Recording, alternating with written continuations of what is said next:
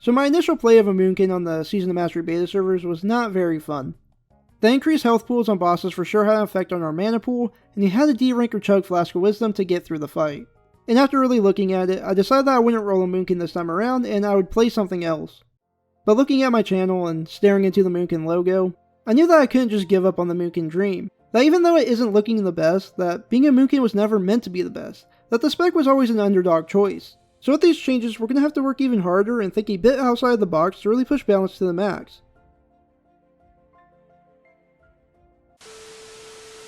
So today we're going to be talking about a few ways we could build a Boomy in SOM and how we could potentially make it work out in our favor. Before we get into it, make sure to join the Discord for further talks on everything World of Warcraft related. Starting out, we really need to focus on the biggest problem for Moonkins as of right now, and that's going to be mana consumption. Our goal is to do an entire boss fight without completely ooming and being able to push out damage the entire time. Now the obvious option that most Moonkins took, including myself, was to simply de-rank our spells while still using our normal gear that focused on spell power and spell hit.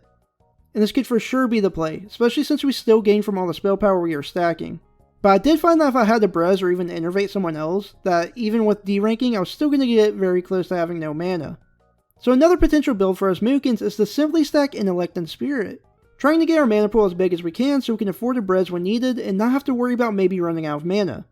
This would affect us heavily in the damage department, but will help us fill out that supportive role even better, which is what balanced druids are really looking like for SOM. With the encounters being tougher and longer, we Moonkins could totally see a bigger role as a support class. Not that we weren't before, but we were able to focus more on damage and really try to pump as hard as we could.